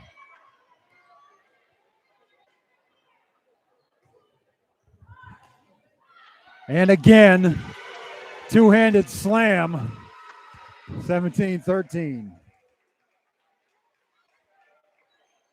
Got a nice advantage there. Just nice, great serve there by Tegan, and she gets them back on a little run here and see if they can keep it going.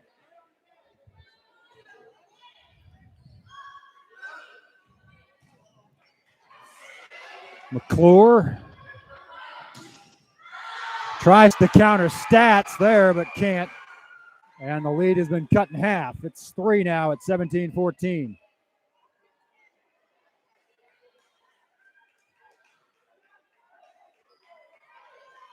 Got another run here by Tegan, and see if they reset on Scott County, give them a different look, and try to change it up here. As was the case in the first set, Tegan Fieser stretched that lead on her serve, now trying to dig out of this big deficit. She will set Stats, and it's another point for the Warhawks. They're down 2. An unfortunate error there, but keep playing here and get right back into it.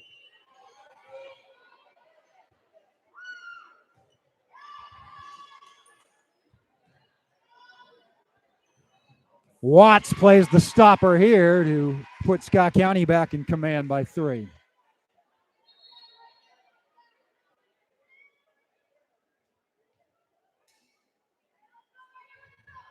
Yeah, Barnes back in and Ginling back in the front row. Barnes in the back row. A little bit more defense on the court right now. Let's see how they serving adjustments here, and Ray Crossing's back ready to go.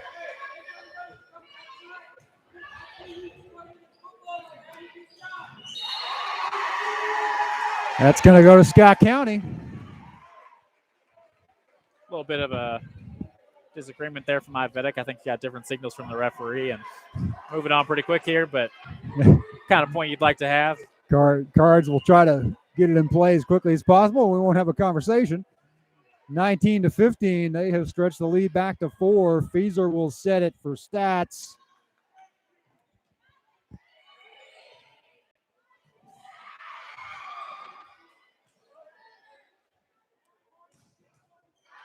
Ginling goes for the kill. Stats staves it off. She'll go again, will Ginling. It's tipped, kept alive. Feeser sets it for Brooker. But Scott County blocked it that time. GC keeps it in play. Long rally here. Ginling again, blocked by Brooker. Kuntz was there, but I think Grace might have gotten her hand on it. 19-16. And as Great Crossing starts to crawl back into this game, they're really pushing, and Brooker's been a big part of that. She's setting the block every time. She's taking big swings, even cleaning up a couple bad passes there. She's keeping them nice and easy, making the offense a little more clean. She got them off to a fast start, now trying to get a fast finish, although for now, Ginling gets it back for the Cardinals to 20-16. Cardinals trying to extend this match. 25-17 and 25-20 were the first two sets. Really good serve there. Cross court by Thomas, saved by Scott County. And Ginling will get the side out there as she tried to go cross court. Yeah, no dice. A little bit of a middle exchange here, and Zavala coming out of the game for Calvert. And I think Cabo back here to serve, and she's been pretty good getting on runs here, so see if she goes on one now.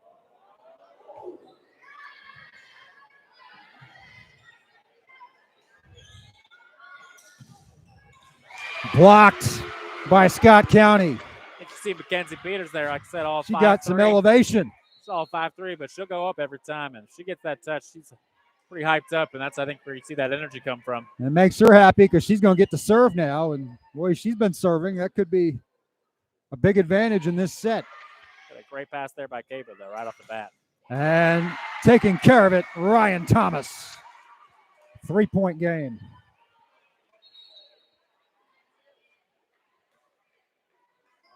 See Thomas there giving a little bit of love to her setter there, putting up a great ball after she got blocked and giving her another chance to go get that ball.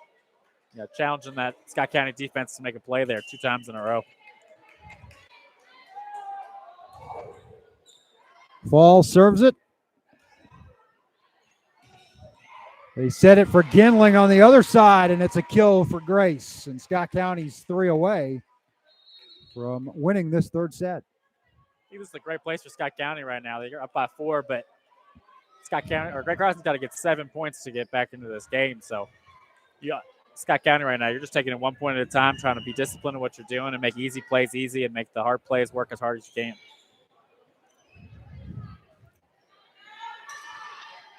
Justice countered by Rose and McClanahan. A little tip there by Thomas. Thomas just all over the place. And side out as Rose goes for the big hit. I think you feel pretty fortunate as Great Crossing there. You got kind of in a sticky situation with your right side hitting on the outside and your outside stuck on the right side. So getting a nice, easy ball over the net and then getting back in system is a great day for your offense. It gets a little harder when that ball gets a little tight. Ryan Thomas will try to get Great Crossing back into this set on serve. Fall, and Caba save it. Justice with the cross court. 22-20. It's a great effort there defensively, and then you got your right side back in the position she needs to be, and a great swing.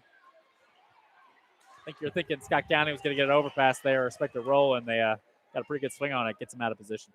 Great crossing, trying to come back and close this out. Got a great McClanahan gets that in play as Stats couldn't counter. Get a perfect pass out of Wells there. And like I said, if Scott County's got their serve receive going, they seem to be really in control of the game. But the trick for them is trying to keep Great Crossing out of system and keep themselves in it. Melanie McClanahan has had a good service night, and she gets some help from the cord there, but Great Crossing keeps it alive. Justice. It's a point for the Cardinals. Set point. Just outside there, clipping the antenna. Scott County getting a break there and moving on to game point. Let's hope they get this one. Yeah, we want to see some more volleyball here. I think Scott County's used to taking that first one, but maybe they moved on to the third.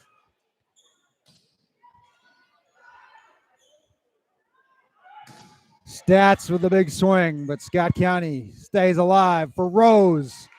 Caba saves it. Fall saves it. Cable will have to put it over.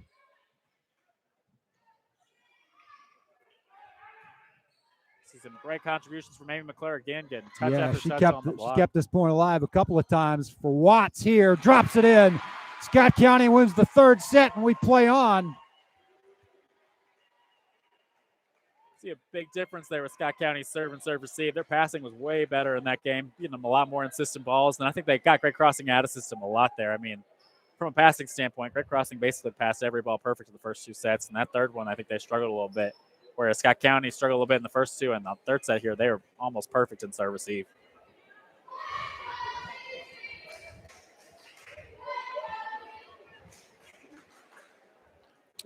McClanahan with the service, McClure with the center blocking, and then the kill by Watts puts that away.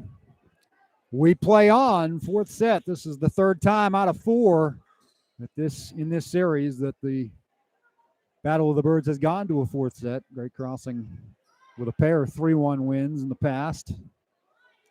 You're going to see if Great Crossing makes any adjustments here. I mean, pretty consistently, they've been the same lineup every time. They've changed the rotation a little bit where they're starting, but see if now that Scott County's taking a set from them, if they change anything up here, if they stay the same. I know you've got those seniors, but I know they've got some pretty good underclassmen sitting on the bench there. See if they make any changes with what they got, and see if it gives them a better look going forward. I want to remind everybody that we have another Battle of the Birds of some significance coming up Friday night as the football teams will get it on at Birds Nest Stadium.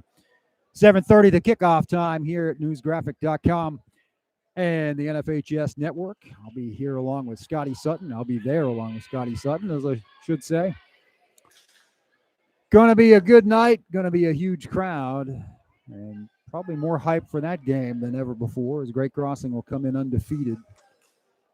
Scott County has had a tough schedule. We'll see if it prepared them to maintain their perfect record in the series. Both teams thinking this is their year. It's going to be a fun one. And both teams thinking they've got a shot here tonight. As Scott County's got some confidence brewing back in this one. You see the coaches getting a little bit involved here. Joe's out there already getting pretty invested in what he's trying to teach his team there. And I think Adam's backing up a little bit, trusting his team what they're doing. But I think, mentally he's bought in all the way. You never like to drop a set that you get swept out. So it's never great to have a longer night if you're a coach, but you appreciate a good game when it's here. Especially when you've got a young one at home like Coach Ivedic does. You like to get home. Oh, yeah, baby Luca. Baby Luca is home, I think, with his wife, Allison. I think that baby Luca's angel. I don't think that baby ever cries. God bless him. I don't know what you did to deserve that, Coach, but I remember those days, and that did not happen. Getting things squared away for this fourth set.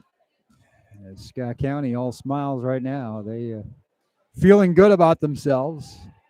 Regardless, just like Great Crossing, you never want to give up a set. You never want to get swept, especially by your rival. Scott County feels like it's back in this one. Okay, you got huge returns there from McClure and Peters in that one. Let's see if they kind of carry it over here. I know that Peters, even from a blocking standpoint, making contributions, and then McClure just touching every ball there. making huge stops on Great Crossing and see if Great Crossing makes any adjustments there, tries to move her around in the middle, and then if Scott County can keep the serve and serve-receive run going here. It will be Feeser to start it off. Kinling with the big hit to put Scott County on top in set 4. They are down 1-2 after winning that third set. That's their best start of the night. Yeah, they have not. That first point has not gone their way. In fact, they were down 4-0 to start that third game. Brooker goes up, and it's blocked by Rose. 2-0. Old club teammates, old middle school teammates. I think they know each other pretty well. Familiarity. They don't see each other a lot as they play on opposite sides of the court, but a little bit of homegrown rivalry there. Friends and rivals here tonight, fair to say. Brooker trying to repay the favor, but Kinling was there for Scott County, and they jump out 3-0. That's where you see Grace Kinling's advantage there. She's not necessarily the tallest middle. I know that not necessarily the tallest player there, but she's got long arms and the ability to go up and contest there. And while Grace is probably the biggest kid out here, I think Kinling's got the athleticism to come compete. Scott County on Mackenzie Peters' serve right now on a roll. Brooker trying to put a stop to that. Here's Rose again. Brooker saves it to Feeser. And Stats goes long. She didn't think so, but it's 4-0 Scott County. It's a great start there by Scott County. I think that's, again, the best start of the night there. And I think you see scrappy defense, and I think Great Crossing need to get a little more reset here in the serve receive. Serve goes into net, and that puts Great Crossing on the board. Peters had a great serving night, so you hate to see that one, but you know they'll get that right back. Then I think you got Ellison back to serve now. She's had a pretty good serving night. She has had a good season on serve. The sophomore, third-year varsity player, second year at GC. She drops that one in front of Harris and gets it to fall for the Hawks, 4-2. You see right on time there. Nice, excellent serve. We're going right to the libero, but getting the point right there right away. Yeah, we didn't jinx her by saying she's had a good night serving. I think she's got a pretty good routine down there. Pretty disciplined in what she's doing. Good serve there as well. Rose puts it over. Feeser will set it to Kuntz. Great placement to the left back corner. I think you see right away the Great Crossings move their middle out of the middle a little more to the left there. Gets them away from that middle blocker, opens up a couple things defensively, kind of changes the way Scott County has to play. It's a big advantage for Great Crossing to have such great middles, and right now they're getting a pretty good serve out of Ellison to keep them in system. This is a reversal from the third set where it was 4-0 the other way. And it's 4-4, so 4 in a row as Kuntz and Brooker were both there on Scott County's left side. Hey, great swing by Rose there, but Brooker gets her back with that block, and I think now they're 1 for 1. Let's see if they keep going. Ellison will try to keep this run intact.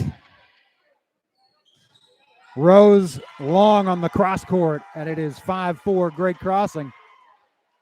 It's an exact flip of the script from set 3. It's hard to find some space in that court when you're looking at that block. I know you're trying to get around it. Your court gets smaller and smaller. Ginling will try it. Another great dick there by Ellison. Brooker drops the hammer. 6-4, 6-0 run for the Warhawks. That's what you're looking for right now with Great Crossings. They're trying to take advantage of Brooker being in right now. I think in that third set there, they got her in and out pretty quick rotationally with their serve, Scott County, and I think right now Great Crossing's doing everything they can to keep her on the court and get good serves out of them. Ginling. She drops it in. Nope. What are they saying? Oh, that's a great swing by Ginling. I think it's in. I think it is in. He signaled one way, and then he went the other, and it was confusing for a second. But Great Crossing was playing a little bit of that hope defense, but didn't work out that time. I think Grace Ginling there with a great swing off the back behind McKenzie. And beautiful touch to get it inside the line to stop the run, and now she'll serve it down 5-6. Absolutely great pass. Feeser sets it for Kuntz. 7-5. I think that's what you're seeing right now. Is Great Crossing's passing is right on point, so their system is perfect. Their running the middle's easy, and that makes it a lot harder from a defensive standpoint. If you can get your middles involved, it's a lot harder game. Morgan Caba. Seems like everybody for Great Crossing, we say they're having a good service night. She's another one. Watts with the swing. She was instrumental in that third set, and she hits one that Ellison can't handle. So that cuts it to 7-6. I think you got a pretty good leader, Mackenzie Peters, out there running that offense, but you got to have Watts out there taking big swings, and she's got to be the heartbeat of that offensive system just because of the power she brings out there and the consistency. So I think you're looking to give her as many balls as you can, just trying to get her to take big swings. McClanahan to serve. She closed out the third set on the service line. Thomas, too much, 8-6. I think you see a great set there. Just Fees are putting up a ball that's almost unblockable, and Thomas going to get it the only place she can, and there's not really much else you can do with that. You tip your cap and move on. It is 8-6. Great Crossing leads it. Up 2-1. Kaylin Fall with the serve. Another great pass there out of Wells. Block. Jazzy getting it done. I think you love to see that too. Great Crossings, you got 9 seniors. You're sure they're pretty tight together as a group, but you like to see them embracing a sophomore, getting a big role out there, pushing her to be better and better every day.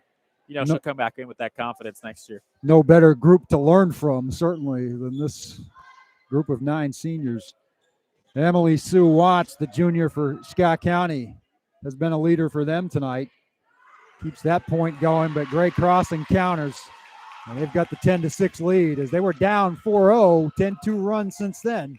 I think you're starting to see Thomas come alive here offensively. I think it's been a quiet night for her in a lot of ways until now. She's been an excellent defender and serve receive. I think she hadn't gotten a ton of sets, but now they're starting to get her involved, especially now that Brooker's out. You got Thomas up there, and getting Thomas involved, getting her started just makes it even harder. Serve by Fall goes into net. She tried to kind of finesse it over, didn't get quite enough on it. She had a pretty good success rate with those, a little bit more controlled balls. So you hate to see the miss, but you trust her to make that decision if she's going to go for it. If you cash in 2 or 3 before that, it's easier to accept, that's for sure. 10-7, Scott County trailing both the set and the match here in the 4th set. That one set for Thomas. Harrison Leahy will keep it alive for Watts. Keeping it alive there on Scott County, some great digs. Fall sets it for Justice, who can't quite get the angle to put it over. And Scott County cuts it back to 2. Just a little off there with the dig and making Fall go really working there for the set. And so unfortunate misconnection there, but I'm sure they'll get it back together here. But you see Scott County getting back into that rhythm, getting good service pressure on them, and another great serve there. Kylie Leahy has put the nice touch on the serves tonight. That'll give Watts a chance. Fall will save it. Cable will set it for Thomas. Kept alive by Wells and Harris for Watts. Jazzy again goes for the kill, but saved by Wells. And Watts again unreturnable there as Ellison tried on the back line, but that gets Scott County within a point. I think you love to see that block touch for Great Crossing. You just wish you'd get a little better touch out of it, but that's a hard ball to pick up, especially with that direction changing off the swing. And, especially with Ellison's keeping Great Crossing out, Leahy's keeping Great Crossing out of system here, doing a great job swinging on that serve there. There's Watts from the middle. Kept alive by Crossing. McClure block. Still in the air now. Scott County from Wells. Watts going for another kill. Fall saves it. Ellison to Thomas. And that one's blocked. Justice and Calvert both were there. Yeah, Calvert's, she's just there every time. You got Justice there also middle, so, she's bought in on stopping the other team's middle, but again, great defense on both sides. I think you love seeing those liberos both come in as setters. So when your setters get taken out from good swings, you got that libero coming in running just as good of an offense. Ryan Thomas serving up 11-9. She saves that one as Watts went for another kill. And a cross court from Stats falls in, 12-9. I think you love to see that. Well, Thomas hasn't gotten all the sets that I think she's used to getting tonight. I think you see her buying in on defense, and what she's bought in on defense, Greg Crossing's almost unstoppable there because just nothing hits that floor, and it makes her teammates so much better all the way around. So she picks up that whole back row. It's a lot easier to play defense if you're only playing half a court. Now, if we've got a housekeeping issue here or what? A little bit of sweat on the floor. Yeah, a little bit of perspiration. Montgomery will bring in the towel. Got pink towels for pink night. That's right. Everything is color-coded here.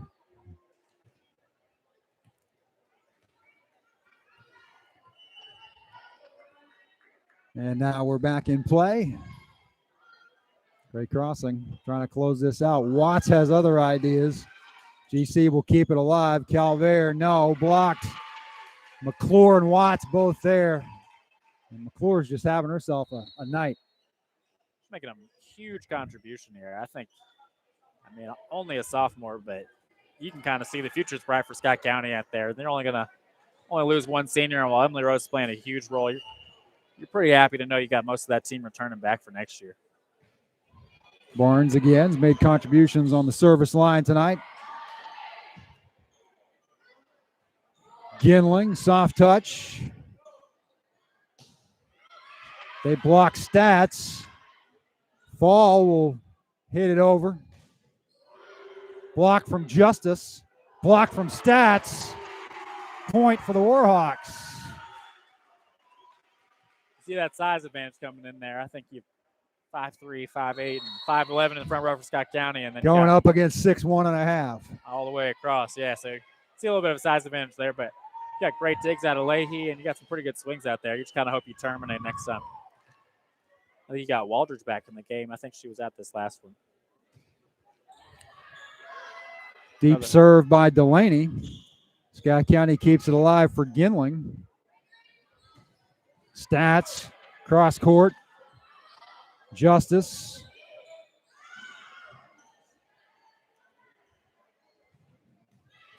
Ginling can't get that one to fall in. Good save by Waldridge. And Scott County will get the point as it goes along. I think, yeah, you don't notice it as much, but Kylie Leahy's probably had 15 digs in the last 3 points. She's making a huge difference back there, picking up balls. I think earlier they had a couple miscommunications out there for Scott County, but I think they've really cleaned that up now. Jayla Harris on serve here. Kuntz. Harris couldn't get to that one as Kuntz had it right on the line. 14-11. Yeah, Brett Crosson's looking to get those middles more involved. I think Jasmine's only probably hit. Kuntz only hit probably 4 or 5 balls, but she's terminated almost every one of them. So if you can get her more involved, get the passing where they can go, I think Brett Crossing's got a weapon they haven't quite used yet. So if they can get that going, I think they'll be ready to go. Their bigs are hitting at a high percentage tonight.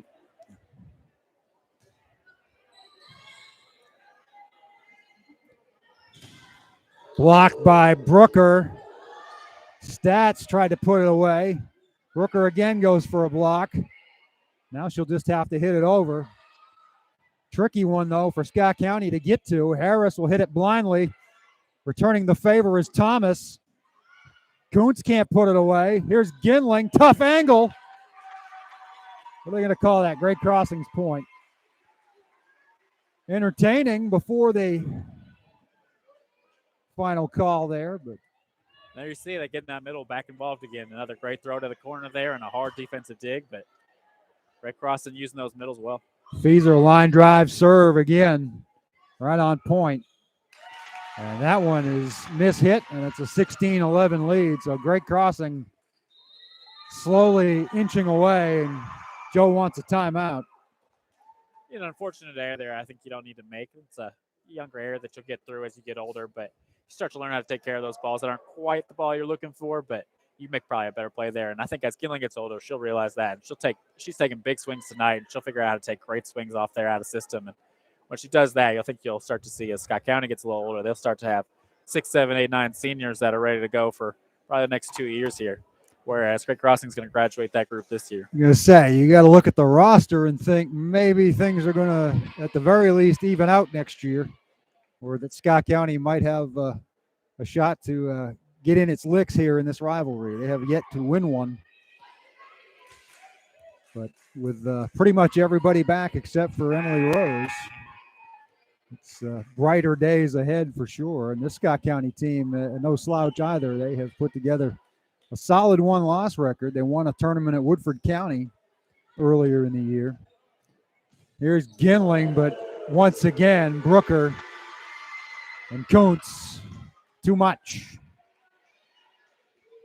I think there you see it again. Brooker just making the biggest impact right now. She's just taking care of, and you're trying to set your outsides probably 60% of the offense. And if you've got Brooker over there, I don't know that you really want to do that. When she's been on the court, nothing but good things have happened for Great Crossing. And there's a point for Scott County. There's a tough angle from the left side, and it drops in. I think a smart shot there by Ginling, knowing you've got that big blocker. She just got you on one. You got to find a way to take advantage of that and come back and try to use those hands as best you can, but can't always do that. But I think there she got a good one, and we'll see if she keeps doing that. Mackenzie Peters trying to rally the Cardinals. There's Brooker again. That one's a little long. Gets the Cards within 4. Keeping Peters on that service line is going to be really important for Scott County here. So let's see, as long as they can keep it, they'll start building points up here. They could get back into the set. And she got some help from the cord there. Great Crossing found a way to return it. Here's Ginling. Block, Brooker. It has been the Grace Brooker show. This trophy sitting in front of me that says player of the game's probably got her name on it if this score stays the way it's going. You up to Paul's watching right now. I'm sure they're having a great night just thinking about it. Just waiting for that to come on campus, having a good night. The Blue Demons are excited to see the 6'2" Grace Brooker heading their way.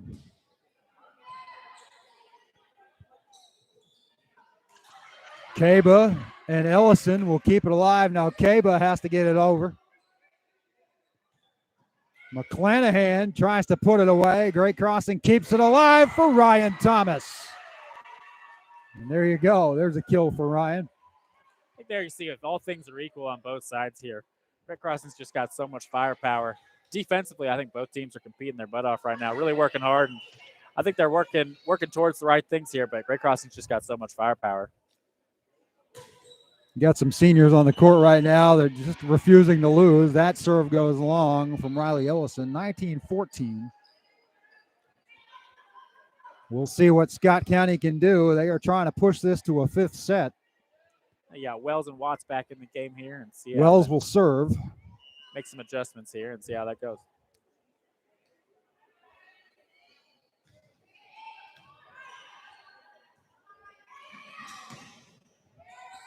Thomas again, but that one returned. Rose kept alive by Brooker. Now Brooker will try to kill it to the back corner. It's a Point for Scott County. It's a great swing there by Emily Rose. Not a lot of opportunity to transition there, so she takes a good swing off the block and gets Great Crossing stuck in a hard position to transition. So she sends a ball similar to the one she had, forcing them to make a better decision. Brooker just kind of had to foul it off, and Great Crossing couldn't take care of business after that. But Brooker takes care of that one. Soft touch. They are 5 points away from putting this one away. I see another small touch there by Grace. She's really taking advantage of that today and used it pretty well. She mixes it up, certainly. She can take the big swing, or she can throw the change up at you.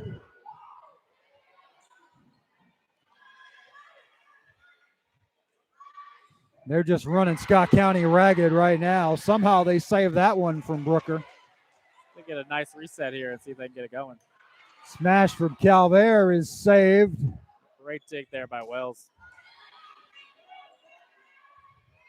Thomas, soft touch, and Watts can't get to it. Heady play by Ryan Thomas. Now, most kids are taught to send that ball all the way to the back left corner there, and Thomas sends it to the front right corner. About 99% of those balls go back left, so you're not really used to that ball coming there, which is a good decision on her part. Tough serve there from Kaba. As good as an ace, and it's 22-15. 3 points away from the match here in the fourth set. you're seeing that service line really matter in this game. Whenever whoever's controlling that service line has really controlled the game to this point.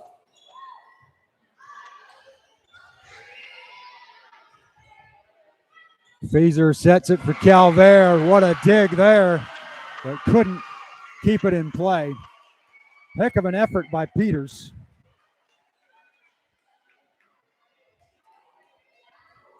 Great crossing going back to those middles just one more time. Just keep working them into the game. And I think that's between the service line and keeping their middles involved in this fourth set. It's really giving them that advantage in the game. Well, they started a little slow, but they picked it right up.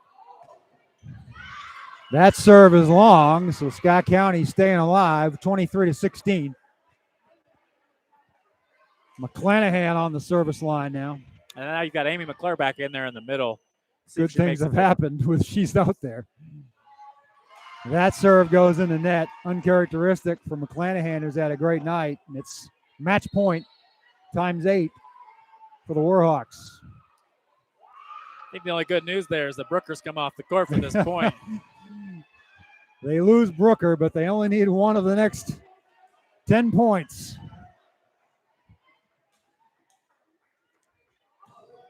Ball trying to close it out on serve. Great pass there by Wells. Watts trying to extend the match. Justice. That's going to be tough to get to. Ball game. Game, set, and match. 3-1. Great crossing. 25-16 in the fourth set. Our Scott County Veterinary Clinic player of the game is Grace Brooker, the senior. Just made everything happen. Yeah, 3 straight years for this rivalry. I think Great Crossing has won, and I think you see that senior leadership. That group's probably carried that team for a long, long time, and Grace Brooker being a big part of that. I think she was all region last year, so love to see her keep developing and take a bigger role in this game, and she definitely shows what she's going to do for the rest of this year and going on to next year when she heads off to the ball. Michael, thank you for joining us tonight. Really appreciated your expertise and knowledge of these kids, and hope we can do it again next year. Awesome. Thank you. Have a great night. Thanks. On behalf of Michael and James and Brett, Mike Scoggin and DT Wells, and everybody that makes this possible here on the Bird's Nest Broadcast Network, I'm Cal. See you Friday night at Bird's Nest Stadium, football, 7:30. If you can't be there, please join us. Good night, everybody.